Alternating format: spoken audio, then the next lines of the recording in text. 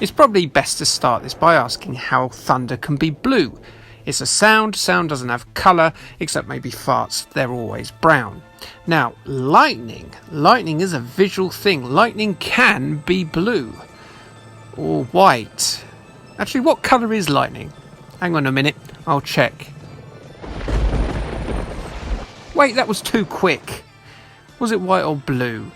Anyway, whoever made the TV series and movie called Blue Thunder is an idiot. It does sound cool though, doesn't it? Blue Thunder. Blue Thunder, though it finds itself in my Spectrum games based on TV shows, could very easily find itself in my games based on flop movies series instead. Blue Thunder, you see, was originally a 1983 action thriller directed by John Badham and starring Roy Scheider, Malcolm McDowell and Marv the Wet Bandit out of Home Alone. In the movie Blue Thunder, Officer Frank Murphy's skills with his police patrol copter see him given the opportunity to pilot a prototype military helicopter called, yes, you've guessed it, the Blue Thunder. After Frank gets himself embroiled in a malicious conspiracy, he does a lot of helicopter action stuff before the Blue Thunder gets blown up at the film's conclusion. But wait, you see, they found a second Blue Thunder helicopter and a second police chopper pilot just in time for a short-lived ABC series that ran for just 11 episodes in early 1984. The cast this time included Dana Carvey and Bubba Smith, otherwise known as Garth Algar from Wayne's World and Officer Hightower from Police Academy. The show reused a lot of stock footage from the movie. They sure liked doing that in the 80s, didn't they? The reason Blue Thunder, the series, only lasted 11 episodes, that would be for two reasons. Those two reasons are that ABC aired it at the same time as Dallas, which, as I'm sure you're aware, was a hugely popular television drama at the time, and the other one was Airwolf. Yes, Airwolf, the rotor-bladed elephant in the Blue Thunder room. Airwolf, as I'm sure we're all aware, was much more popular. It had superior ratings and it had that heroic theme tune that sounded like a helicopter might just come and kick down the door of your house and save your mum and kitten from a raging fire, and then go outside and get kissed on the cheek by a girl who's 90% underboob and would more than likely give it a helicopter blowjob later. So Blue Thunder was dumped hard by ABC and has remained in the dustbin ever since the 80s. Well, I shall exhume it now from the dustbin so we can talk about its tie-in video game. Blue Thunder actually had a very bizarre publishing history. It was initially, and unusually this for a license, self-published by a chap called Richard Wilcox. Richard Wilcox, not to be confused with I don't believe it Richard Wilson, self-advertised Blue Thunder via magazine marketing that featured one of those little tiny cutout and fill-in mail order forms that no doubt resulted in Richard and his family rooting about in envelopes for ages trying to find small scraps of paper. But it was worth it for that $5.95 fee that he'd make. However, Blue Thunder was later purchased by Encore in the UK to be re-released at a cheaper price, and the game was acquired by Herb Software for release in Spain as well. Now, I can't tell you much more about this Richard Wilcox fella, other than he did enough with Blue Thunder to catch the eye of elite when it came to designing and programming. Funnily enough, Airwolf. Yes, Airwolf. So, if you ever need a Spectrum game based on an 80s action series about helicopters, I think Richard is your man. There are similarities between the two games, aside from the obvious.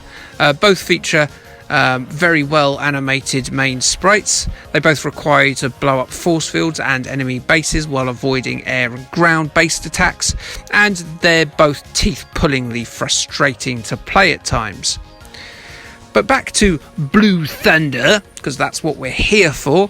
Well, in that game you must take off from your battleship across 5 missions. You then take the role of the intrepid pilot as you pilot your jet copter across heavily defended tropical islands as you make your way to a fortified stronghold in order to rescue your comrades and stop a nuclear detonator. Sounds like fun, doesn't it? The game's 5 missions are actually the same mission, but the wrong-uns decide that with each preceding mission they need more security per level, essentially making the missions difficulty levels. Haha!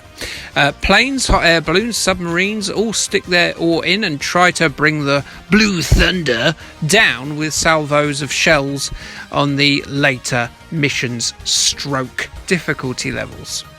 The worst opponents are usually the gun emplacements on the tropical islands, as the shells they fire seem to have an unerringly accurate tracking system that is very hard to avoid. By far the most interesting part of the game is the bit at the end, once you've cleared past all the other islands and all the other sea-based infantry, you get to the base itself. This bit, I think, is phenomenally interesting to look at. You have to chip away at its many defences in a dexterous manner, which I naturally failed at repeatedly because I have the skill level of a salt-dried slug. They never make good pilots. In my defence, the game's controls are decidedly unintuitive, bordering on complete nonsense, but they are nearly workable once you get used to its very specific quirks. Basically, you have to press the fire button to fire, obviously, and you hold it down to turn your ship, but it sort of decides what it wants to do rather than you have much control over it. Blue Thunder wasn't a game I was aware of until I was pointed at it by a video by Real Generic Demon, who in turn had been shown it by Zombie Bob's Emporium of Tat. They are both YouTube channels that you should put your eyes on. Mainly the Real Generic Demon one, because he is also terrible at the game, and it will show you that it's not me being useless, the game controls like a bugaboo. Both of those channels, though, they're staffed by a couple of real good boys, a couple of cracking channels. Take a goddamn look, why don't you? Blue Thunder? I'm never going to tire of saying that, but you'll probably tire of hearing it. Also came out on the Commodore 64 and the 8-bit Atari, where it scrolled in the opposite direction.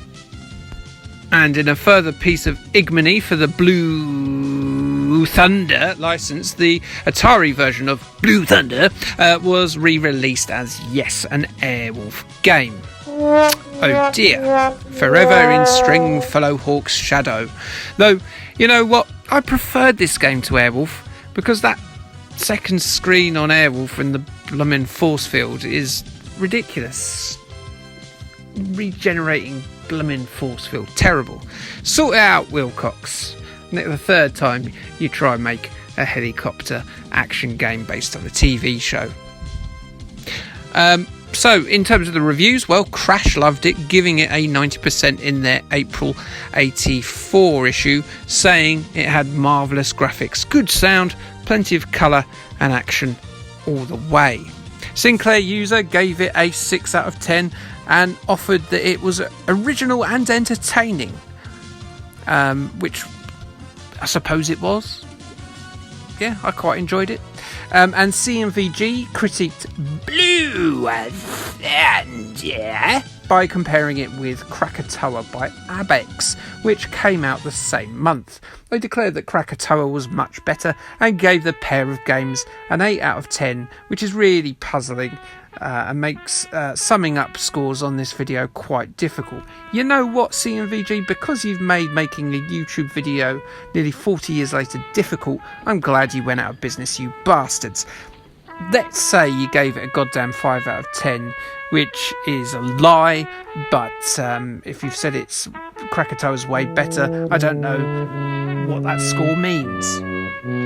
So, Blue Thunder, then, the Audi Airwolf. Not too bad a game, a right old dick to control, and a frustrating swine to play, but somehow still quite enjoyable. Like, subscribe, give me your memories of Blue Thunder. You lovely swines. Okay, thanks, bye. Blue Thunder.